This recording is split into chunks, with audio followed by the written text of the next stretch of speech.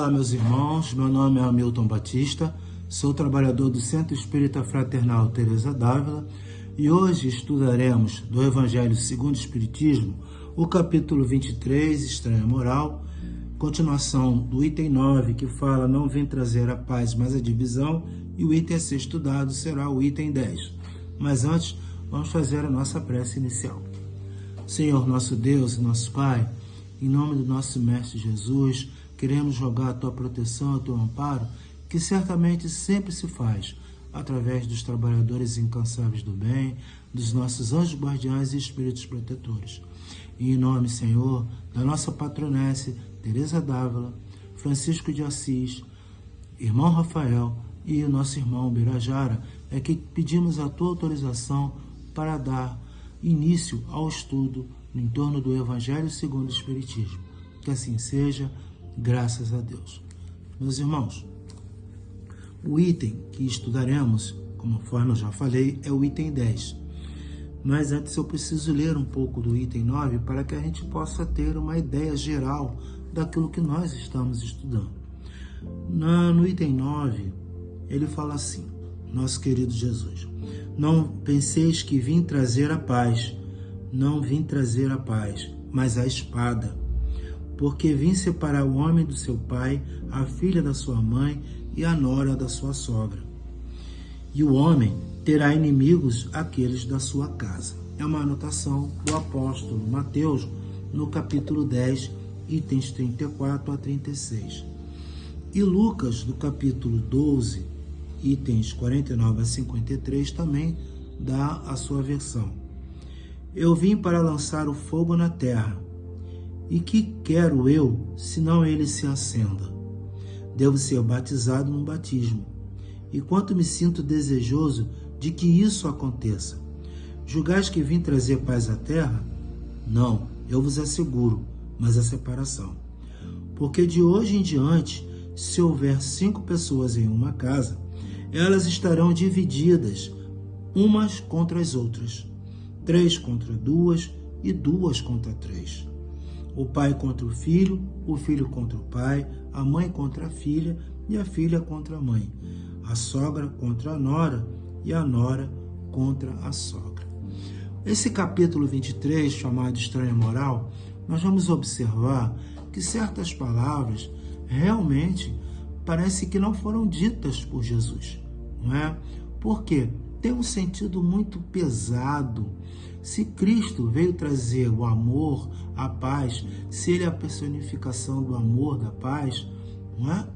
Como nas 3 revelações de Moisés, trouxe as tábuas, os 10 mandamentos, Jesus mostra que Deus é um Pai de amor e o Espiritismo é aquele corpo, né, dos Espíritos Santos, ou vamos assim podemos dizer, daqueles Espíritos que na realidade é um grupo, né, um Consolador prometido, do qual Jesus havia falado com os apóstolos, que o Consolador prometido iria nos fazer lembrar de tudo aquilo que ele ensinou. Então essas palavras, elas representam, né, não vim trazer a paz, mas a divisão, não vim lançar fogo sobre a terra.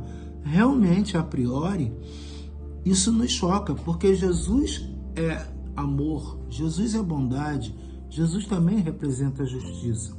Nós podemos entender que essas expressões são fortes para quê?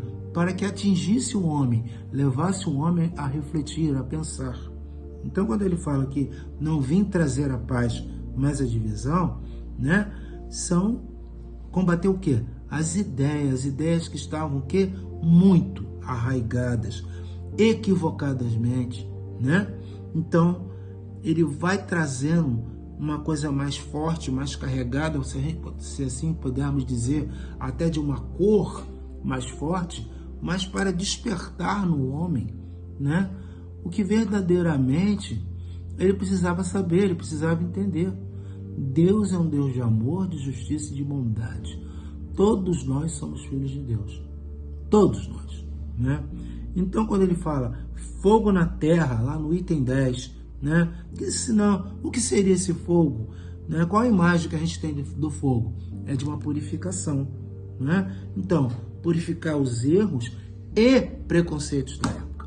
E se nós observarmos, muitas das vezes, isso ainda prevalece nos tempos atuais, no século XXI, alguns conceitos, né, alguns preconceitos, algumas ideias ainda são carregadas, arraigadas, né, no orgulho, no egoísmo, né, de preferências.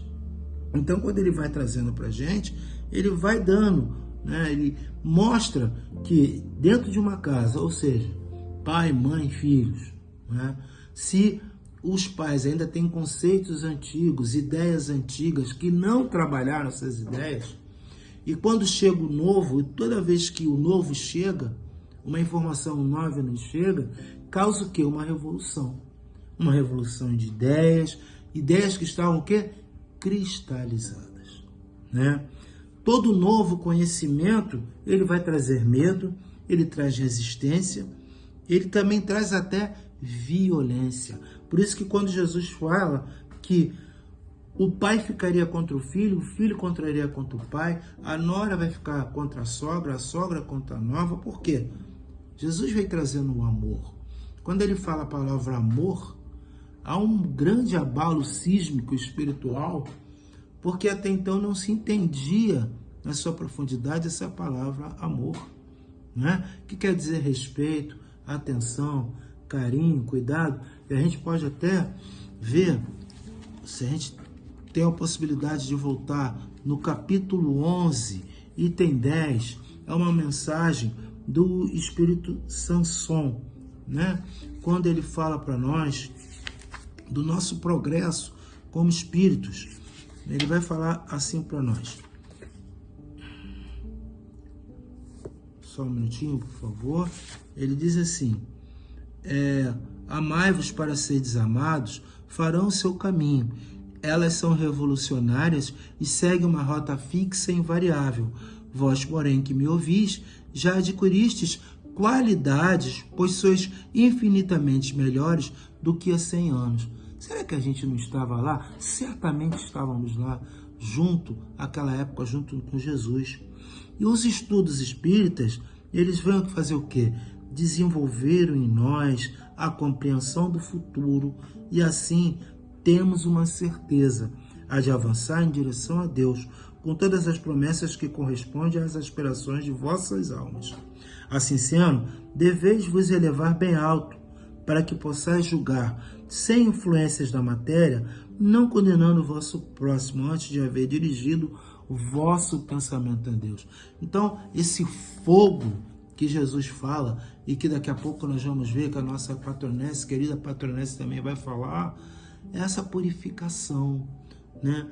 Tornando aquilo melhor. O fogo, quando ele queima, ele deixa o quê? Cinzas, brasas, mas ele também tem o poder de purificar, né? Então ele vai nos purificando, né, dos nossos erros. Está de acordo com a lei de Deus? Se tudo que a gente colocar na nossa prática, né, no dia a dia, colocar em prática os 10 mandamentos, olha que salto nós já estamos dando. Antes de julgar, vamos fazer uma avaliação. Antes de falar, vamos ver se aquilo que somos portadores vai ofender alguém, vai ferir alguém, vai magoar alguém, ou se poderemos falar de uma forma mais carinhosa, mais meiga. Isso tudo é progresso. E essa estranha moral realmente vai causar uma certa revolução. Vai nos causar uma certa estranheza até de quem ouve. Muitas das vezes, quando a gente está em diálogo até com os nossos familiares que têm outras aceitações religiosas, eles até ficam, vamos dizer assim, um pouco estupefatos. De onde vocês tiraram isso? Mas vamos lembrar que a mensagem, toda a codificação foi trazida dos homens, né, que perderam seu corpo físico num dado momento e trazem notícia do mundo espiritual. Quantos de nós costumamos sonhar com parentes, amigos, familiares que já desencarnaram antes de nós e durante o sono físico nos traz mensagens? Olha, procura se renovar seus pensamentos, seus sentimentos. Se queremos uma terra melhor, temos que trabalhar a nossa terra interior, os nossos sentimentos. As nossas avaliações têm que ser pautadas na lei de Deus. E aí, a nossa querida patronesse né, no livro da vida, capítulo 15, item 4, que ela fala da oração. A oração de quietude é, pois, uma centelhazinha do verdadeiro amor que o Senhor começa a acender na alma. Então aquilo vai nos aquecendo, vai nos trazendo mais riqueza, desde que eu me coloque a esse entendimento, a essa reflexão. Quer dar-lhe a compreender que coisa é feliz o amor. O amor de Deus é muito bom. Quando a gente para pensar na grandeza do amor de Deus, nós ficamos estupefatos, né? Nós não temos como mensurar a grandeza desse amor. E esse amor, ele vai nos contagiando. E nos contagiando, contagiamos também a outros. Às vezes o efeito não é imediato, é ao longo do tempo. Por quê? Precisamos regar essa sementinha que tem em nós. Cuidar da sementinha, adubar a sementinha com coisas boas, com palavras boas e, sobretudo, ações. Ações no bem. E aí ela vai falando, essa quietação, esse recolhimento, essa centelhazinha é obra do Espírito de Deus e não gosto produzido pelo demônio ou procurado por nós, porque tudo que vem de Deus é bom, é para o nosso crescimento. A quem tem experiência, é impossível não compreender imediatamente que se trata de algo que não podemos adquirir. Realmente, muita coisa nós não adquirimos. É Deus que nos dá. Deus nos presenteia desde o momento que saímos das suas mãos. Acontece, porém, que a nossa natureza é tão ávida de manjares saboriosos que tudo quer provar. Ou seja, não dá tempo de refletir, não é? Como diz o nosso querido Leon Denis, deveríamos ler mais, mas refletir mais sobre aquilo que estamos lendo. Mas fica logo completamente fria e, por mais que queira atear fogo para alcançar esse gosto, antes parece que deita água para apagar. Por que deita água para apagar? Porque não tem base sólida. Não é isso? Não temos base sólida.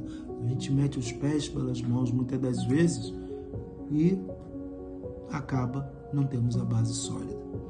Quanto a centelhazinha posta por Deus faz muito ruído, por pequenina que seja.